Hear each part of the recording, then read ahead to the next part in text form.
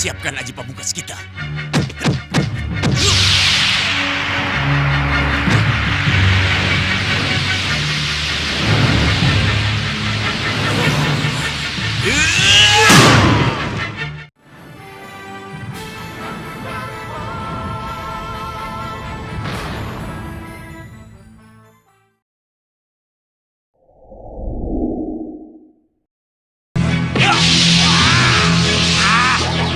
Sudawirat dan Lokahita.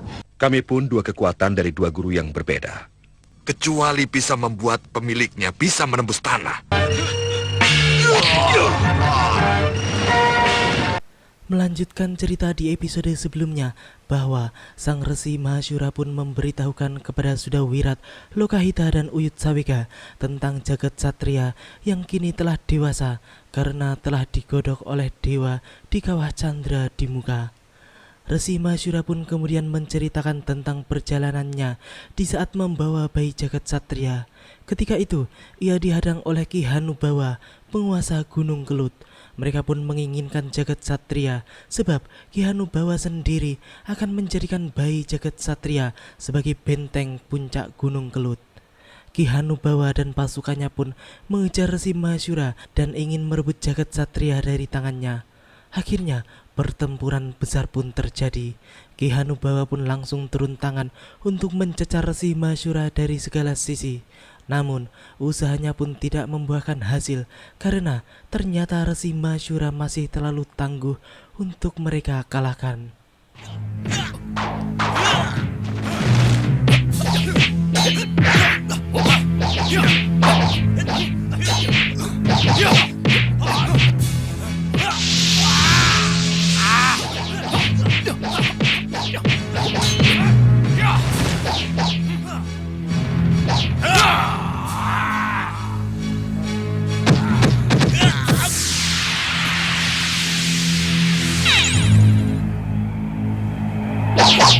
Kurang ajar.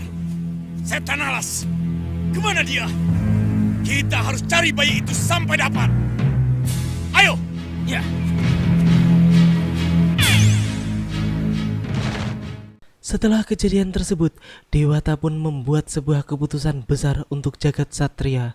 Batara Indra yang berbentuk cahaya pun kemudian menemui Sang Maharsi dan memerintahkannya untuk membawa bayi tersebut kepadanya.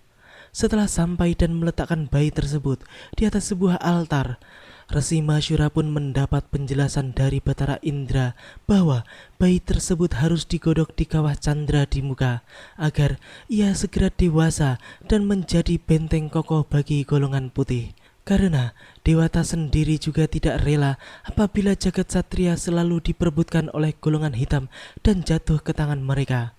Nantinya, jagat satria juga akan menjadi andalan Sudawirat untuk menebus dosa-dosanya di masa yang lalu, sehingga bisa benar-benar membersihkan namanya dari kejelekan. Setelah itu, datanglah dayang-dayang utusan dewa yang kemudian membawa jagat satria ke kawah Chandra di muka dengan diikuti oleh Resi Mahasyura. Batara Indra pun kemudian memerintahkan kepada dua penunggu kawah Chandra di muka untuk segera membawa jagat satria dan menggemblengnya di sana. Kawah itulah yang akan menggodok jagat satria menjadi benteng perkasa.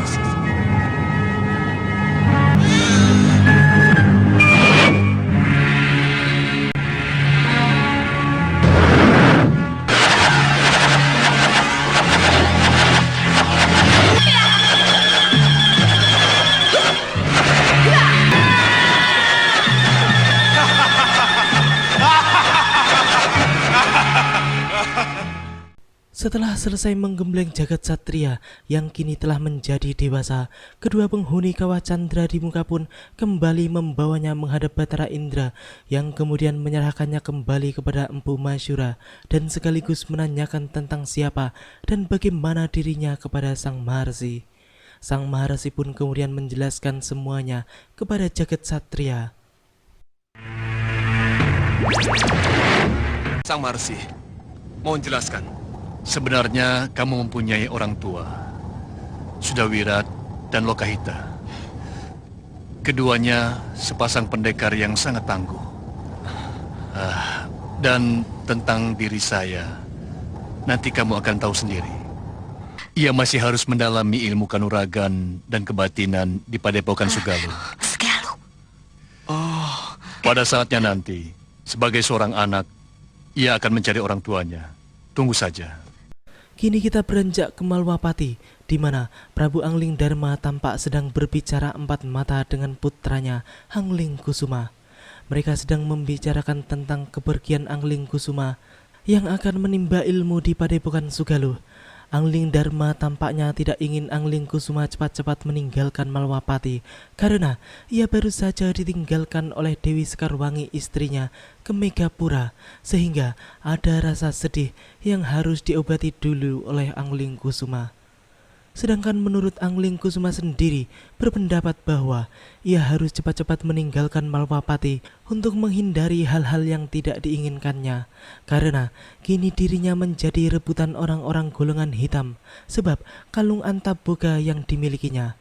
Akhirnya Angling Dharma pun mengajak Angling Kusuma untuk membicarakan hal tersebut bersama Patih Batik Madrim, uaknya.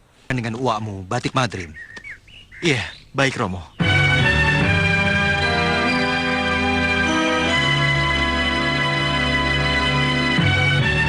Saya sangat setuju kalau Ananda Angling Kusuma segera dikirim ke Sugaluh. Kalau saja Ramaja Gandhi anak Kanda belum ikut ke Begawan Sidik Mulia, pasti akan Kanda suruh mendampingi Pangeran Angling Kusuma. Wah, saya sangat senang kalau saya bisa bersama yang sebaya dengan saya. Iya. Begini, menurut Romo lebih baik kalau Ramaja Gandhi tetap dengan Begawan Sidik Mulia, Kanda.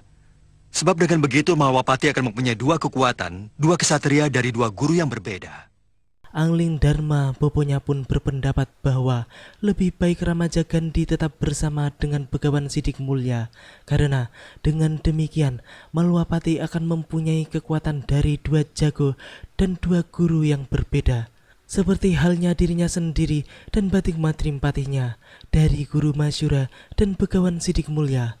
Angling Kusuma pun menjadi sangat senang karena dengan demikian dirinya pasti akan segera berangkat ke Padepokan Sugaluh.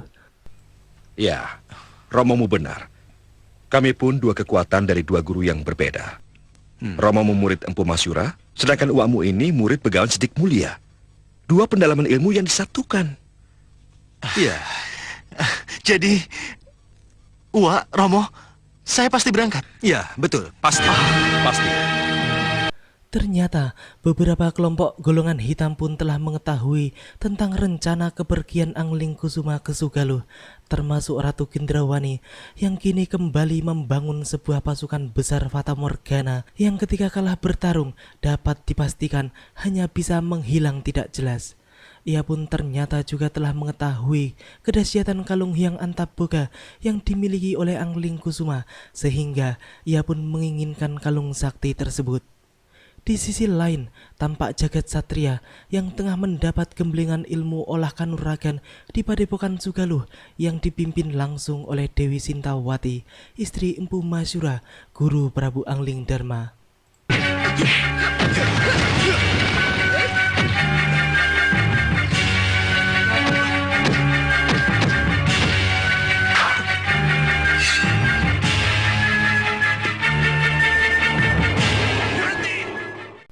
Sementara itu di atas awan terlihat penguasa Gunung Kelut, Ki Hanubawa beserta anak buahnya sedang mengintai jagat satria yang selama ini mereka cari-cari selama berada di kawah Chandra di muka.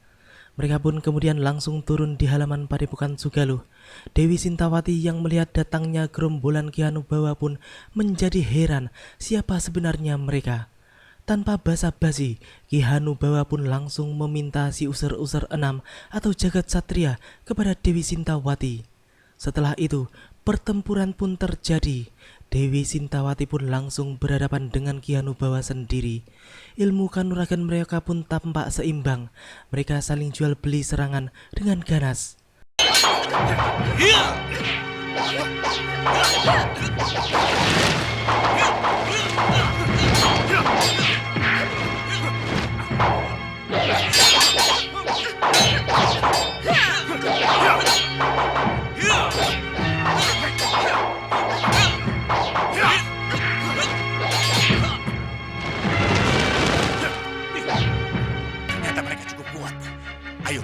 siapkan Aji Pamungkas kita. Guru!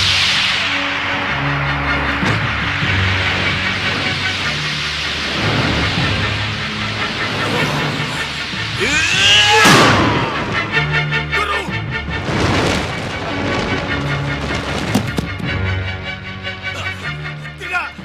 Tidak! Guru! Ternyata gabungan kekuatan ilmu pamungkas ketiga orang tersebut pun sangat luar biasa, di mana Dewi Sintawati pun langsung roboh dan tewas seketika dibuatnya. Jagat Satria yang melihat semua kejadian itu pun menjadi sangat histeris dan memanggil-manggil gurunya yang telah tewas. Para murid padepokan yang sangat mengenal Dewi Sintawati pun tampak mencekal Jagat Satria, dan mereka tampak sangat santai dan tenang karena di detik berikutnya letusan tanda ilmu Pancasona pun terjadi. Tiba-tiba Dewi Sintawati yang telah tewas bisa bangkit kembali tanpa kurang satu apapun. Ki Hanubawa yang melihat semua itu pun menjadi kaget bukan main, dan ia pun tampak ketakutan dan memutuskan untuk menggunakan ilmu paling sakti golongan hitam, yaitu jurus 1000 langkah setan alias kabur dari tempat itu. Tangkap anak itu! Tunggu!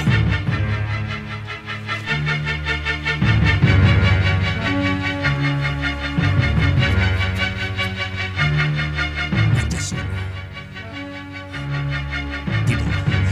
Tidak. Kita harus mundur. Kita harus pergi dari sini. Ayo cepat! Mundur! Ayo cepat mundur!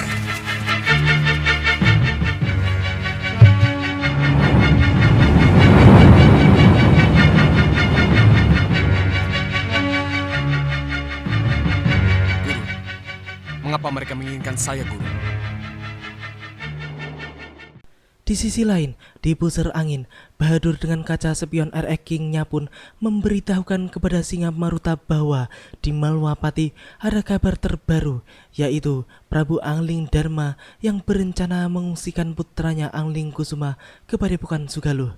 Hal tersebut dilakukan oleh sang Prabu karena Angling Kusuma adalah putra mahkota dan ia juga memiliki mustika kalung Antaboga. Singa Maruta pun berdecak kagum ketika telinganya mendengar kata-kata mustika kalung Antaboga disebutkan. Ya, karena dirinya sangat mengetahui kedahsyatan mustika keramat itu. Ia pun kemudian menjelaskan kepada Bahadur tentang kedahsyatan kalung mustika tersebut. Mustika kalung itu kecuali bisa membuat pemiliknya bisa menembus tanah seperti Antareja Putra Bima. Ia juga menjamin memberi kepastian kepada pemiliknya akan menjadi pemimpin yang disegani dan dicintai rakyatnya. Hebat sekali, hebat sekali. Setelah itu, Singa Maruta pun memerintahkan Bahadur dan Singa Mandala untuk mencegat Angling Kusuma dan merebut kalung Hyang Antaboga darinya. Sementara itu, tampak Batik Mantri mendampingi Angling Kusuma yang akan pergi ke Sugaluh dengan berpakaian seperti seorang pengelana. Mereka pun sebenarnya berangkat secara diam-diam supaya tidak banyak orang yang tahu tentang rahasia kepergian Pangeran Angling Kusuma. Bahadur yang selalu memantau dengan spion sihirnya tentang perjalanan Batik Matrim dan Angling Kusuma pun menemukan suatu keanehan karena ia melihat seekor kupu-kupu yang selalu mengikuti kemana kedua orang itu pergi. Batik Matrim pun ternyata dari tadi telah mengetahui kalau dirinya dan Angling Kusuma selalu diikuti oleh kupu-kupu itu. Kupu-kupu aneh. Kenapa kau mengikuti kami? Siapa kamu sebenarnya? Wah, kenapa Wah tiba-tiba berhenti? Tidak. Wah mau istirahat. Tidak. Kita lanjutkan perjalanan. Nanti keburu malam. Ayo. Setelah melanjutkan perjalanannya, Batik Matrim pun masih merasa diikuti oleh kupu-kupu itu. Sehingga ia pun kemudian langsung menghentikan lari kudanya dan turun untuk menghajar kupu-kupu tersebut dengan sepotong ranting kering yang tersebar di jalan tersebut. Benar saja, kupu-kupu itu pun kemudian menjelma menjadi manusia yang ternyata adalah Jagal Alugoro, pengawal baru Fata Morgana Ratu Gendrawani yang memang ditugaskan untuk merebut Angling Kusuma dari tangan Patih Batik Matrim. Namun, Batik Matrim dengan mudah mengalahkan pengawal andalan Ratu Gendrawani tersebut. Siapa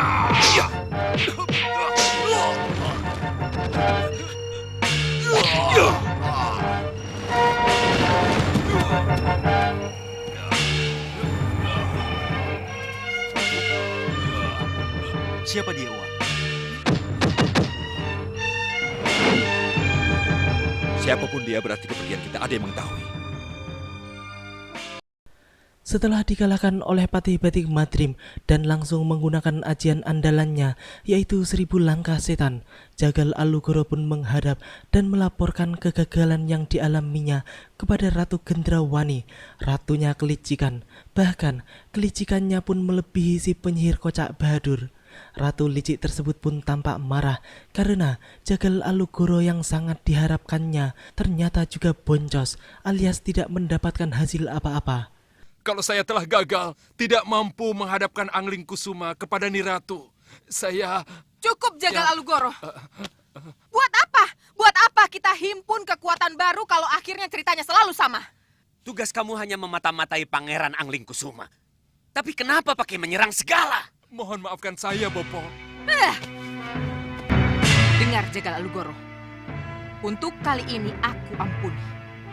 Lain kali, tidak. Mengerti kamu? Iya, Niratu.